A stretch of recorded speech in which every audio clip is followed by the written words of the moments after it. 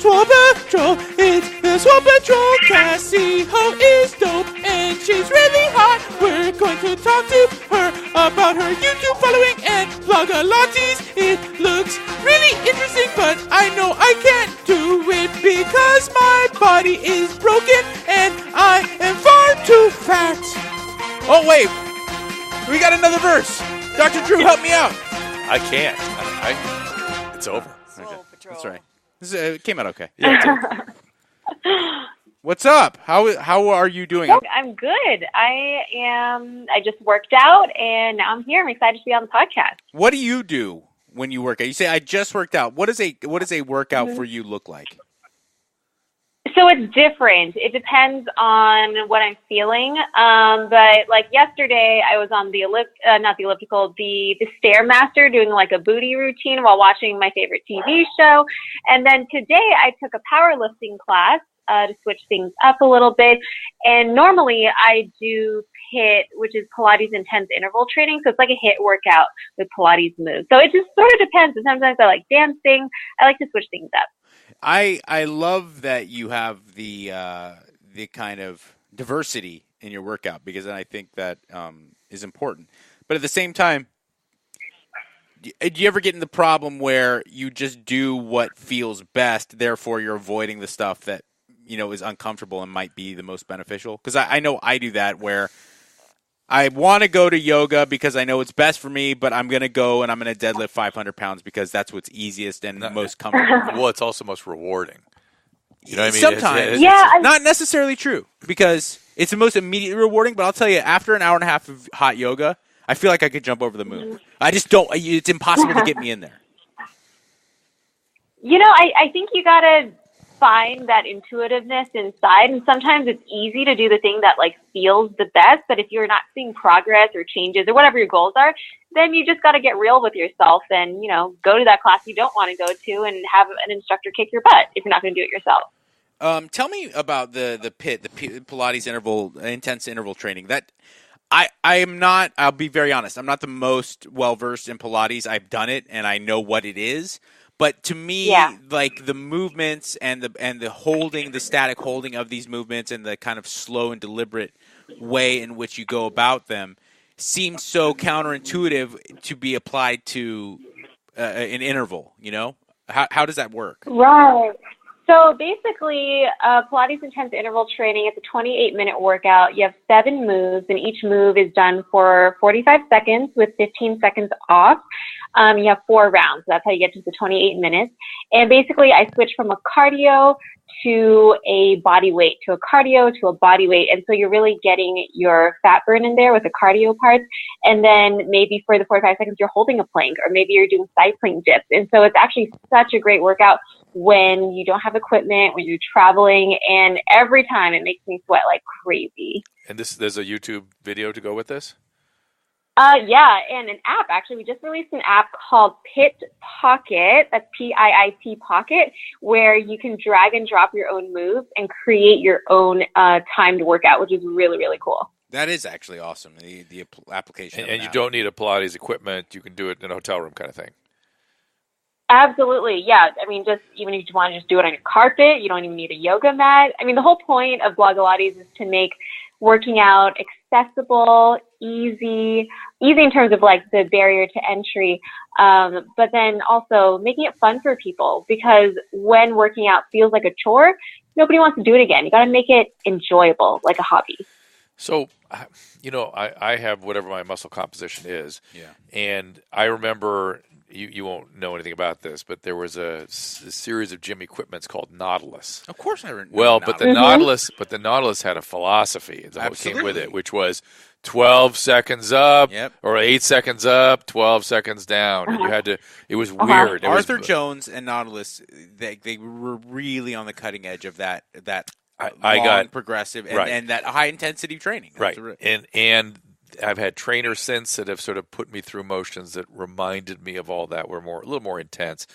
And I get nothing out of that. When you say you get nothing out of that, what does that mean, though?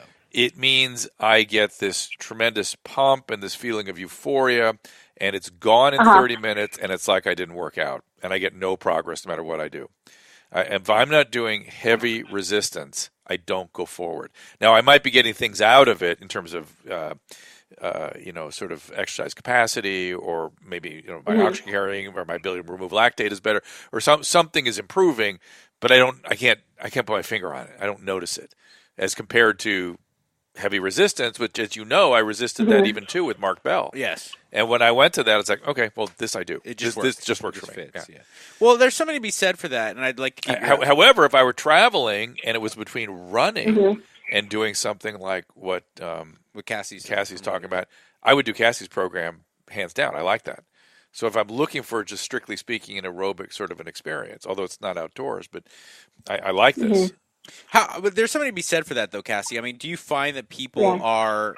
I mean, like, Dr. Drew and I, in kind of different ways, are very typical kind of just muscle heads. And do you find resistance from guys, and I would imagine even gals, that are so addicted to lifting weights and the idea of either hypertrophy or strength? But Mike, I've gone down the path. I've done yoga fastidiously, and I have lax joints, super laxity. So yoga is like a piece of cake for me. I don't feel anything, and I've gone down the road for years at a time of high intensity. Well, yeah, and then I immediately, then all of a sudden, I drift over into heavy. I go, oh, okay. Well, this is home. This is home. This is where I get something out of it. But do you find resistance initially, though, from people who are so addicted to kind of alternative ways of training? And I bring this up not to be critical. I bring it up just in case somebody's thinking that in their head, by the way. So go ahead.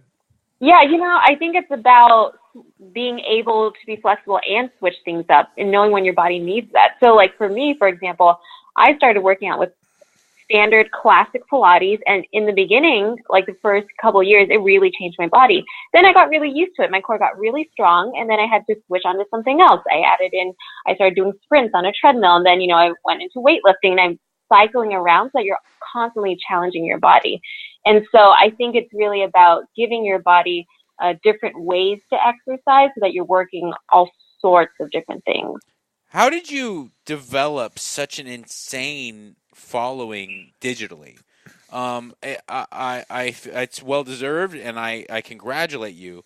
But there is 20 of you and 20 male versions of you in every single town and every single gym that would love to try to develop that kind of following, and they're all putting up pictures of their workout and their insane abs and ass all over Instagram. But you've really managed to do something that's quite impressive. I mean, what was kind of the secret to that development? And pardon the long question, but also what is it? How did you not fall into the trap of a lot of online trainers where they're not really giving out content, they're more just showing off their body? Okay, so lots of answers to your question. Yeah. The answer to the last question you asked is because I don't have that type of body. I don't have the luxury of being able to just take a picture of my butt and have people, drool over it. I don't have that. I have a very small butt. I'll be the judge of that. Go ahead and just send one over. I'll be the judge. And then, also with my abs, I don't have like a visible six pack or anything, but I do have a strong core. And so for me, what works is the personality. It's the way you teach. And you're absolutely right. There are at least 20 instructors in every city, in every town, all over the world who wants to, have that social media success. But everyone can teach a crunch, but it's about how do you teach that crunch? How do you motivate people in a way that will get them to change their own body or to change their own mental health or whatever it is they're looking for? And so for me, it's always been about connecting with people, creating that trust and relationship. And then obviously people get their results. And for me, it's not about how I look. It's about what our community has done together and creating the relationships between the people who have used the programs. And so that's why YouTube, as my first platform in 2009, worked, because YouTube now it's considered like a long content platform. Videos are like 5 minutes, 10 minutes long, and people get a chance to know me as an instructor, as a person. Whereas on Instagram, if you're basically just judging me on my body, like, to be completely honest, like I don't measure up to those IG models, whatever you want to call them. And Right. so that's why YouTube is my home base and where I get to show my personality and really coach people. Because my whole thing is you've got to create valuable content. Otherwise, don't create the content. That's my opinion anyway. So she's able to connect through the medium. Well, and that's honestly very admirable because I would imagine it gets at some points it becomes a scoreboard type thing where it's like really just gathering followers and gathering views on Instagram or on YouTube.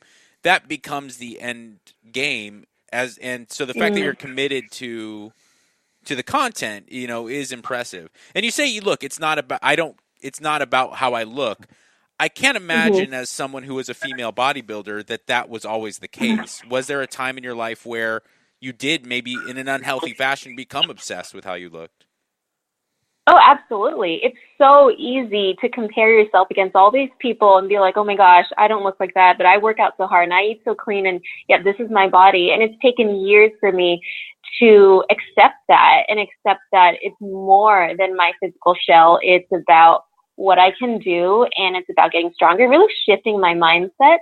Because there was a point in time back in 2012 when I did do a bikini competition because I wanted to see how far I could push myself physically.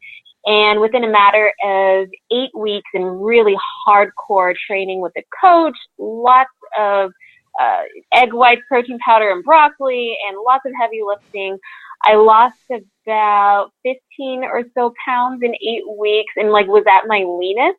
But even then, my abs were barely visible, just kind of like what my body was like.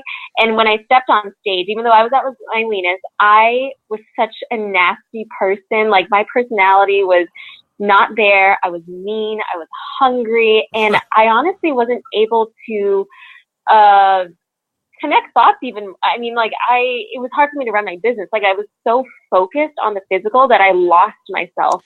And after the competition, I was looking at stuff and was like, okay, all the girls who won had, these big boobs, had this big butt. And I was actually contemplating, should I get breast implants so that I can really measure up? And luckily my boyfriend and my family were like, Cassey, you really think about this? Who do you want to be? And is that actually going to positively affect your career? Because we know that your career is what's important to you, not all this other vanity stuff. And are you going to compete in competitions again? And then I ended up not getting the breast implants, and I'm glad I didn't because I'm really happy with my strength gains now, and I've just reshifted my focus and found my progress somewhere else, which is cool. And it's just an example of how easy it is to get swept up in stuff, right? And it's sort of extraordinary to me that she was able to see her way out. Absolutely. Because when you're that deep in it and you're wondering, is it going to make or ruin my career?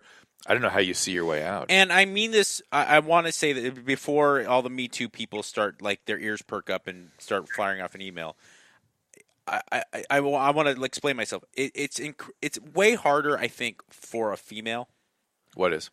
To kind of find your way out of becoming body and image obsessive because there's just not that same pressure put on us guys. Right. I don't. Correct. I mean, people have written about that forever. That the beauty and weight and images that women have to consume are just ridiculous. And men, we're getting there. We're catching up. We sure are. We sure are. And Instagram's not helping. But I still don't think I went through the same stuff, Cassey, where when I was competing, I went into the wrong apartment. My brain was that fucked up. I literally walked into the wrong apartment. It's crazy. It's so crazy. I drove. I sat in the parking lot at K-Rock because I drove to work one day, and I just sat in my car. I didn't realize, and 20 minutes went by, and I was like, "Oh shit, where am I?" Were you sleep deprived? Were you roided out? I was. Okay. You're so hypocaloric that you can't sleep, and you're so low carb you just can't get any sleep. I had clenbuterol coursing through my veins, and I was 6% body fat. Your body doesn't work that well that way. It just doesn't. It's not designed to work. And Mm-hmm. we have a question on this insomnia. I'm going to bring it right now if you don't mind. Absolutely. Can I do that? This is from Jonathan. He says, good question for Swole Patrol. I was intermittent fasting for 2 months. Loved it, but developed insomnia. I stopped fasting. It hasn't gone away completely. Used to sleep and nap great. I tried melatonin and magnesium, and has helped at times, but any advice? So it may be the caloric issue for him. Yeah, absolutely. It is, but that doesn't mean it's hard to gauge. If you're really monitoring your calories, just stay within like a $500 calorie decrease. You start getting too much more than that. You start 500 calorie decrease from what? From your basal metabolic rate. Okay. I don't know if it doesn't sound like he's. Oh yeah, mine was so crazy because I hired this coach that I was like, oh, he has great Yelp reviews, and I was eating 1,000 calories a day and working out 4 hours a day. It was my crazy. God. Like, I know. And the crazy part was afterwards, I was so like mentally messed up, thinking like I'm not good enough, all this stuff. So I'm gonna go even harder. I'm gonna do a second bikini competition and get it right this time. But I gave myself like just a little bit of brown rice, like just to add into my chicken breast and broccoli. And I started ballooning up for the next 2 years and like gained more weight than where I was at. Like my body was so messed up. And even like when I ate pizza, I would lose weight. And when I ate salad, I would gain weight. Like it was completely messed up. It was wild. I don't know how the metabolism works that way, but I found the same way. I only competed twice, but both times I looked way better the day after. I would go out, diet down to nothing. I would get shredded to the bone, and then I'd go out and I'd celebrate by having, 11 hamburgers with ice cream. Well, and I wake up the next morning and I looked awesome. Well, they're. I heard that people will do that sort of thing, like have a Coke and brownie or something right before they get on stage to like really fill up. I've never tried anything like that. But I'm guessing that's what happens. Some of it is the glycogen deposition of the muscle, right? So you just all of a sudden and fluid comes with that too. So veiny and swole. I look like a giant dick. I think a giant dick. You mean like an asshole or no, like an actual penis or both? My body was a giant penis.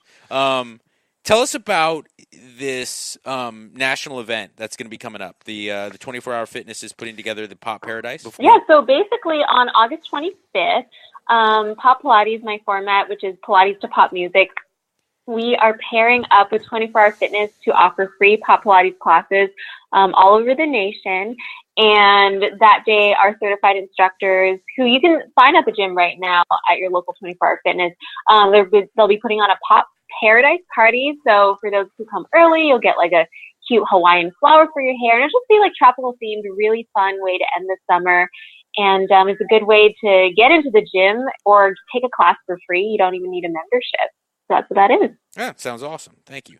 We got to take a real quick break. Our guest is Cassey Ho right now on the Swole Patrol. Like I said, one real quick break. I want to welcome True Niagen to the show. True Niagen, of course, is a dietary supplement designed to boost a key cellular resource called NAD, or nicotinamide adenine dinucleotide. A lot of research today on NAD. While the science is preliminary, studies are really showing some promising results. I've been watching this carefully. And what's exciting about these studies, it indicates the research suggests that increased NAD levels may potentially help with cellular metabolism, regulate circadian rhythm, and they're even hopeful that it may slow the effects of aging. I take it because the research looks very compelling. Again, these studies are all very early. The science, though, is impressive. Biohacking community has gotten on board with this. I've been intrigued by the possibilities surrounding NAD and the research behind True Niagen. I suggest you check out their website for yourself. Back in June, I had the chance to speak with the company's chief scientific advisor, Dr. Charles Brenner, here on this podcast, and it was a fascinating discussion that really piqued my interest in all the possible applications for a product like this. Definitely check out that episode, and to learn more about the research, science, and the True Niagen supplements, visit drdrew.com/True Niagen. That's my site, drdrew.com/TRUNIAGEN. True Niagen. Welcome back to the one and only Swole Patrol. Our guest is the woman behind Blogilates at blogilates.com. She has 500 million views on her YouTube videos that she has put up. And we have already gone over that she believes in content over just booty pics, which is something it sounds silly, but nowadays that's really important because we live in a very weird fitness world. where You know what's so funny? You know, I don't know if you've noticed, but as a woman, I noticed this. There's this specific booty picture shot stance where you stand with one leg behind the other one's in front. You do like this crazy twist, and all the girls' butts like look super huge. So funny because I tried that just for fun to see what I would get. I got nothing. Yeah. But if you look on Instagram, there's this one specific shot that everybody takes. It's so weird. You're right. No, you're exactly. They scissor the legs and they twist at the torso, the mid torso there. They do. Is it a selfie or? Is it... No, sometimes the upper selfie where you get like the down view of the booty.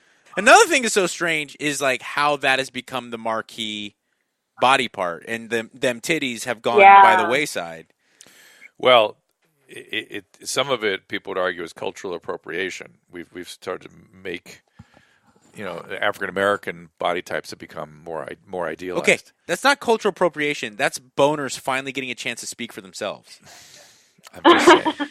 I'm telling you, man. We talked about it on This Life. Finally, straight men have control of the images that they get to view, as opposed to gay males and straight women and straight women who are controlled the fashion industry and magazine industry. Now guys have control, and they go and they're like, "Oh, I don't need this size 0. That shit out of my face." But then now they're going the other direction now, where they're sort of exaggerating symptoms. Yeah, it gets out of control. Then you get Iggy Azalea, and she looks like a minotaur. Right. Yeah. Right. Yeah, I mean, every 10, 20 years, we're going to get a new body part that's going to be the new obsession. I mean, back in the 90s, it was big boobs. Now it's a big butt. In the 20s, you've got looking like a boy figure, very skinny, no chest, no hips. And then in the Renaissance times, it's the more voluptuous you are, it means the richer you are and more attractive you are. Like, it's just always changing. It's and I cannot explain it. I don't know what it is that creates that change. It's hard to explain. It is hard to explain. I mean, it's easy to say, it's media. And like you're right in saying that now with the media switching over to social media, now you get a bigger opinion instead of the opinion of magazine editors and, TV people, what they think should be hot. Well, and now the people are choosing. For so males, I think that's why you had this shift. For males, I really believe there's sort of a window from like 12 to 14 where they form their preferences. And what they're seeing, of course, must help, form that preference. But it's not strictly speaking what rains down on them, because they sort of they move in one direction or another always. So it's weird. Yeah, because then you get married and then you want what your wife isn't. Not me. I know. Well, not me either. Yeah, but that's why, because I got 2 chances. Blogilates.com again, the website, and then on YouTube you can find her by looking for Cassey Ho at Cassey Ho. At Blogilates on Twitter. I one last question. You talked about how you work into your exercise routine some powerlifting. Have you found it incredibly difficult to get through to mostly women that you, as a very petite, muscular, thin woman, need to deadlift and squat and bench press and all these things that are typically associated with hulking, massive, linebackers? I feel like the specific audience that I have, they're not scared of the usual, oh my gosh, if I lift a 10-pound weight, am I going to turn into the Hulk? Like, we don't have that mentality in our community because we've shifted our focus to getting stronger, whatever that means with how your body looks. And so recently I've been sharing my weighted routines in addition to my Pilates routines, and people are really liking that, hey, like, she's trying something new, like, this is cool, and it gets them more comfortable to get into the gym. Also, a lot of my fans start working out at home, and so they really just want something that is accessible to do. And so the next step for them when they get into the gym, they're just like, how do I go into that squat rack and not feel intimidated? For us, it's dealing with different issues. It's more about confidence instead of being like, oh my gosh, I'm going to look like a man. I wonder if we should go over some basic exercises that some basic recommendations. That is it's not a bad point. To sort of motivate people to go to her if they're interested in the YouTube page. Yeah, if you were going to give it like I want to say a daily breakdown, but you've already talked about how it can change from day to day. If you were to construct a perfect week of training, what would it look like? Well, for me or for a beginner, or what are we talking about? An average person. Yeah, I would say that a beginner to somebody who likes working out and is sort of exploring different techniques. Okay, got it. So we have a free workout calendar on our blog, blogalates.com, where I give you either 28-day program or 30-day program where we focus on a different muscle group every single day. There's also rest day involved in the week. And so it might be like Monday, upper body, Tuesday is butt and legs. And so this is already set out in a calendar, and you get to check off different YouTube videos every single day. And so if you check all of that off, you're like set and ready to go. So some of the days may include some cardio and HIIT. Some may be straight up just like body weight exercises. But again, all of these can be done from home. So for the beginner, that's a really great way to get started without feeling intimidated, without having anyone like watch you. And also for the more intermediate advanced people, just don't do any of the modifications and you will sweat like crazy and be sore for sure. Awesome. And that is, again, blogalates.com. You can find all of that there.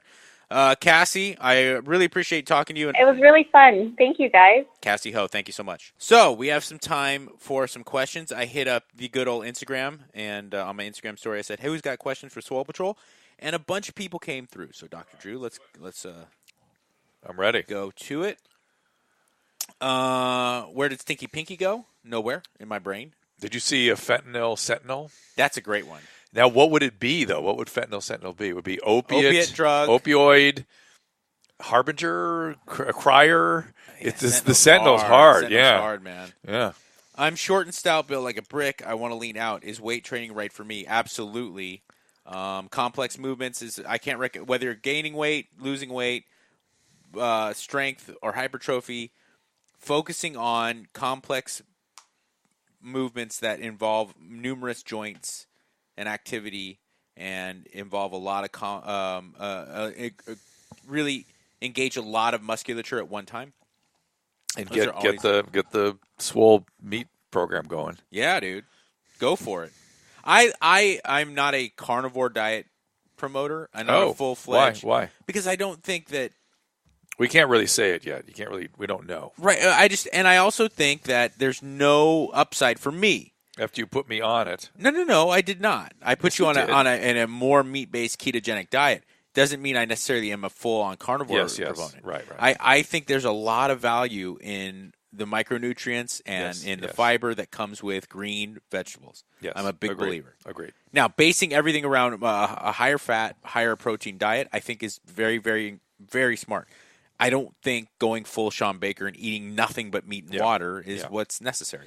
Do you see that Jordan Peterson's doing that too now? I do, and he's getting great results. And listen, I'm nor am I qualified to poo-poo that. I'm saying for my personal, I actually have mental benefits, physiological, psychological benefits to having more plant matter in my diet. So, what workouts can I do to crush my love handles?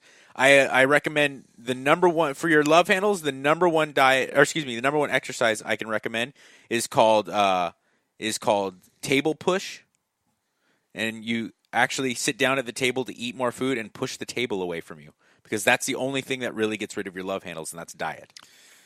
You can train all you want. But be careful. Don't focus on it too much, because you can actually get body dysmorphia just focusing on that. Fine, but some people just have a pad there, and that's the way it goes. Well, yeah, but if his question is how can I crush my love handles, it's not about exercise. It's really about diet. Yeah. Now, of course, exercise is a very useful adjunct, and I would recommend, just like I said to the last question, you compound exercises and mix in interval training. Really, if weight loss and body fat loss is a priority, day one. This is what I do, and I feel like that's a priority for me is body fat loss and muscle maintenance more so than getting bigger. Day one. So let's say just on a week, it'd be Monday. Monday, I do resistance training, complex movements, only maybe 3 or 4 exercises in a workout for me. Day 2, interval training. Day 3, rest. Repeat. So Monday, weight training. Tuesday, interval training. Wednesday, rest. Thursday, the cycle starts all over. And that's how I go. That's how I live my life. And you do all that grappling and stuff. I was going to say, I engage in a lot of other physical activity above and beyond my just exercise for my physique. Yeah. But I think that if you're not doing that, it doesn't matter. I think that's a great way to balance it out. And if you're looking for, like I said, body fat loss with muscle retention, that seems to be, it works for me, and I recommend it. Yep. And then just don't eat so much, man. That really is what a lot of it is made of. Dr. Drew's seen great results on a meat-based diet, and so is Dr. Baker, and so is Jordan Peterson. And I'm not poo-pooing that. What I will say is that one thing goes: whatever diet works for you, you gotta stop eating so goddamn much. People, they always the number one question people always. Yeah, but the one thing that all the diet research shows is if you're starving all the time, you're going to eat.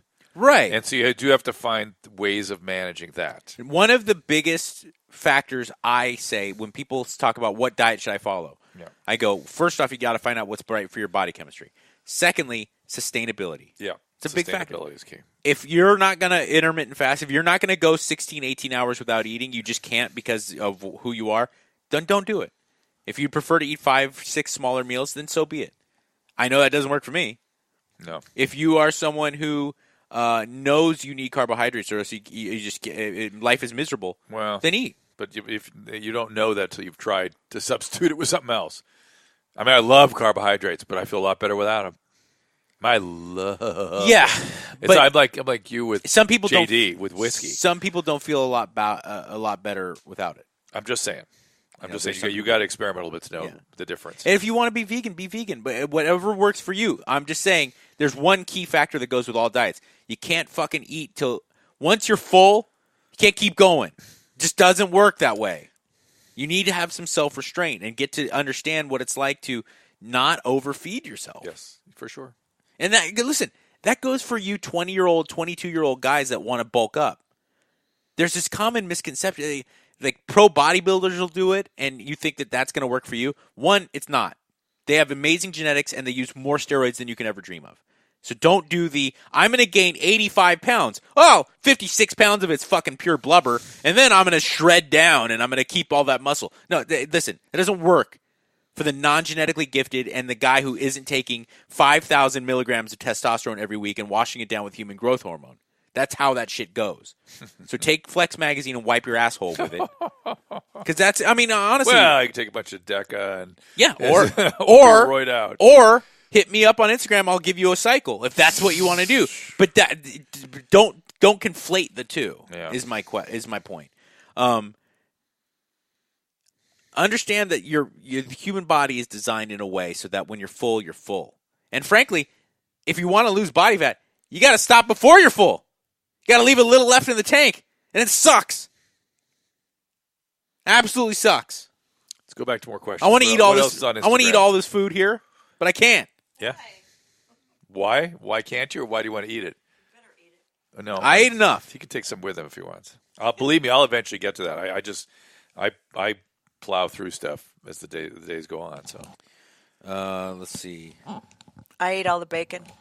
I noticed. Not that. a question, but a comment. Sausage. Tell Dr. Drew that Costco has high quality ribeye for $9.99 a pound. Oh. New York strip for $7.99 a pound. He's always saying how expensive meat is, and it really isn't. If you go to Costco, Okay. buying the grass-fed All stuff right. at Whole Foods is expensive, though. I Oh, can't don't- see Drew at Costco, first of all. Well, I here's would the have issue. to go. Time is as important as cost. And going to Costco and loading up and having room in a freezer and that kind of stuff. That's I all. may have I to won't do go it, back. though. I'll I tell won't you- go back because an Asian lady asked me to bring her cart to her car because she thought I worked there. Just like the first brown But person. I saw. we I use may Butcher start going Box. to Costco. Butcher Box ribs. Yeah, it's a great inexpensive way to deal with it. So do that. Yeah, that's pretty good. Yep. So those are the questions I have. Do you have any email questions? I do indeed. We have a question here. Let me grab it up. This is a 39-year-old female lost too much weight. No, I don't know. What are your thoughts about alternating weightlifting programs throughout the week? This is from Ethan, I think it is, or Eaton. 5x5. Last name Beaver. Yeah, 5x5 2 days a week, higher ups Beaver. with manageable weight 3 times a week, 2 days of 5-3-1, etc. Often I find myself going overboard when I work the same muscle twice a week with just one. I don't understand it. I don't understand the spoke too question, fast. but I feel like he's answering the question in the question. He works for him to alternate. What the are your thoughts about intensity. alternating weightlifting programs throughout the week? 5x5, 2 days a week, and higher? No, it's a terrible idea. It's a terrible idea. You can't do 5-3-1 on 2 days and 5x5 on another couple days. That's not. Those programs are designed to meet certain criteria. How do you get all the muscle groups done too? Well, and it's just not. It's not the way that it does. It's a terrible idea, Ethan. Stick to one. 5-3-1 program is awesome. The 4-day option, if you have the availability of the 4-day option of 5-3-1, is damn near perfect for most people. So there you go. All right. This is first. I want to say I'm a subscriber to Soul Patrol. This is from Mike. I want to work for an airline and we get random drug tests. I am a jiu-jitsu practitioner. I would like to take CBD for pain. Do you know if CBD would show up in the drug test? That's a good question. It is a good question. Know. I think you'd know better than I would. It depends on what test they're doing, right? Yeah. And it could show up. I would check with your employee assistance program, and see what they're doing and get through with that. My bet is that the airlines are so stringent. Is that what he said? He's a airline worker. Yeah. Let's just. The answer is no. Don't take it. Why take a chance? I think CBD is great. Don't take a chance, dude. Get yourself awesome curcumin, an awesome curcumin supplement. It works great. I recommend curcumin to anyone who has any joint pain or any pain from if you're an MMA fighter or something. Curcumin is awesome. There's also a omega-3 fatty acid program, a 4-to-1 ratio. 4-to-1 ratio of EPA to DHA. Yeah, Omax has that in its product. But I believe they have CBD in there. No. They have one without. They have one without? Yeah, okay. And if they do, check it out. But anyway, the idea is the 4-to-1 is better, good for joints. So that's a diet that helps with inflammation is going to help. And there's nothing wrong with Tylenol. Well, it fucks up your stomach, some people. Tylenol? Doesn't it fuck up your stomach? No, everything else does. Tylenol does not. Okay. Tylenol fucks up your liver if you're drinking or take too much. Otherwise, it's harmless. How much is too much? More than 1,000 milligrams 3 times a day. It should be max. And if you're drinking really much of any alcohol, you shouldn't be sustaining that. You can tolerate it, but shouldn't be taking it all the time. But we have rheumatoid arthritis patients that take that for decades. No problem. All right. And the anti-inflammatories, the non-steroidals, have all kinds of issues with them, and aspirin can have some issues too. But Tylenol is harmless. All right, there you go. That's good advice from a doctor. Hey there, I've tried the keto diet. I've been getting a lot of cramping. Have you ever heard of that? Yeah. Really? You're very, very low in your electrolytes. You got to get some good sea salt up in there, or get an hydrolyte. Hydrolyte. Let's say get a good low sugar electrolyte product. And I'll tell you what, and that TheraWorks stuff that I've been using, it actually is good for cramping. If you're TheraWorks, it's a foam. It actually changes the blood supply at the surface of the muscle. Nice. And what happens when you put it in your dick? Don't. It was Well, it helped like my it's not texting thumbs and it's not ache. It's not for aching. It's for spasm, muscle spasm. Oh, That's what he's talking about. And here's where it came. It was to control staph and wrestlers. Okay. Because it was used in children in ICUs and things for all kinds of things for infection control. And they started using it for staph, for MRSA on wrestlers, and they noticed they improved recovery time and no cramping. And so they started studying that, and lo and behold, it does work for that. So. And is it also an It's over the counter. No, but is it also? I mean, does it also get rid of MRSA and stuff like that? Yeah. They get rid of but not get rid of, but it will help transmission. Yeah. Okay, awesome. Yeah. So for your grappling, and I'm stuff, always worried about staph. Oh, put this stuff on. I use a special soap, the whole thing. Oh, this is great. This is great. They use it in the ICU seriously for babies and stuff. So, all right, those are my questions. Good. That was a good little tag. Good Swole Patrol. Hey everybody, it is the Swole Patrol podcast. You can find me on Twitter at Mike Catherwood, and Dr. Drew is at Dr. Drew, of course. Join the email list today. Send your questions, drdrew.com/contact, and put Swole at the top of the email so we can get your comments. And this will get you a weekly email reminder with a link to this show and all the great shows that Dr. Drew and I do, and all the shows that Dr. Drew does by himself, and of course with Adam Carolla, the great Ace Man. Please tell a friend and subscribe on iTunes. Don't forget to rate us 5 stars, and on Podbean or Google Play. All 3 help us out. We also are on YouTube/Dr. Drew, and hope you can give us all your comments, even if you're a troll and you want to destroy our feelings and our emotions. Support our sponsors and the show. Click on the banners on drdrew.com for the links for special discounts for the products Dr. Drew and I endorse 100%. Send questions and comments to our Facebook page, facebook.com/Swole Patrol Podcast, or on Twitter @Swole Patrol Pod. And be good, be swole. #Swole Patrol.